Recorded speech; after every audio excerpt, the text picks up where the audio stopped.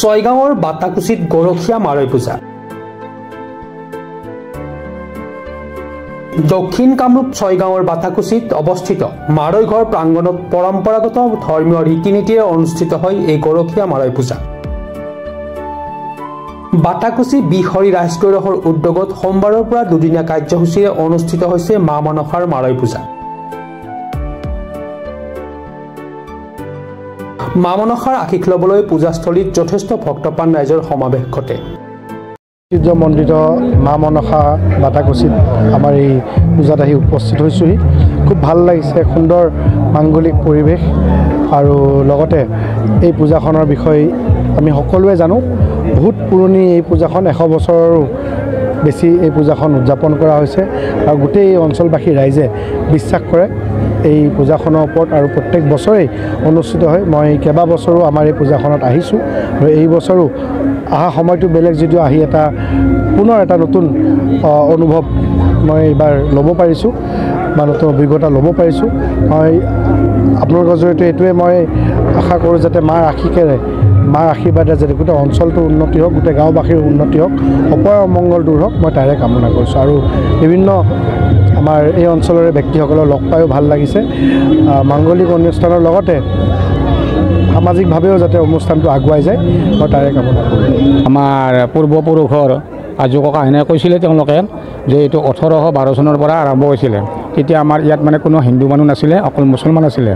এই মুছলমানসকলক 1900 চন নপৰাতেই অৰ্থাৎ 1862 চনত তেতিয়া আপোনাৰ ব্ৰহ্মদেশৰ চীনা দেশৰ মানুহ আহি তেতিয়া আপোনাৰ বদন বৰফুকনে এই মুছলমানসকলক খেদিলে।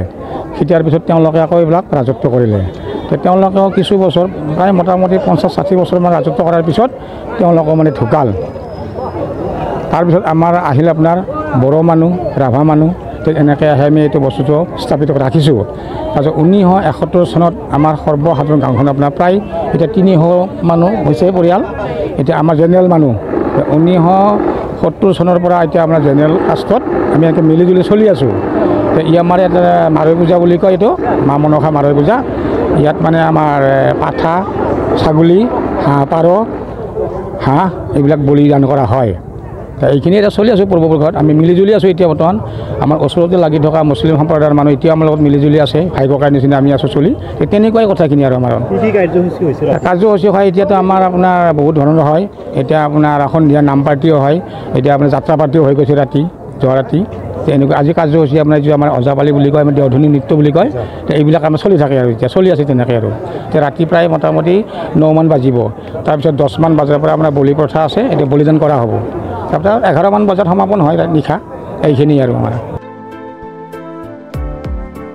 ছয়গাঁৱৰ পৰা Ahmed Ali report, Pratah time digital.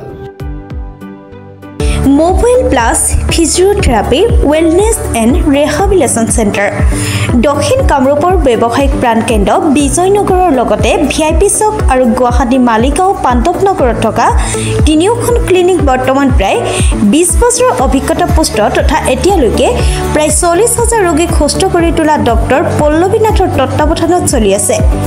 এই ফিজিঅ'থেৰাপি চেণ্টাৰ তিনিটাত বৰ্তমান অভিজ্ঞ ডক্টৰৰ দ্বাৰা যিকোনো জটিল ফিজিঅ'থেৰাপি চিকিৎসাৰ লগতে যিকোনো ৰোগীৰ ঘৰলৈ গৈ চিকিৎসা সেৱাৰ সুব্যৱস্থাও ৰাখিছে। আমাৰ ঠিকনা mobile plus physiotherapy wellness and rehabilitation centre, opposite Uparshali Bijoynagar SBI branch.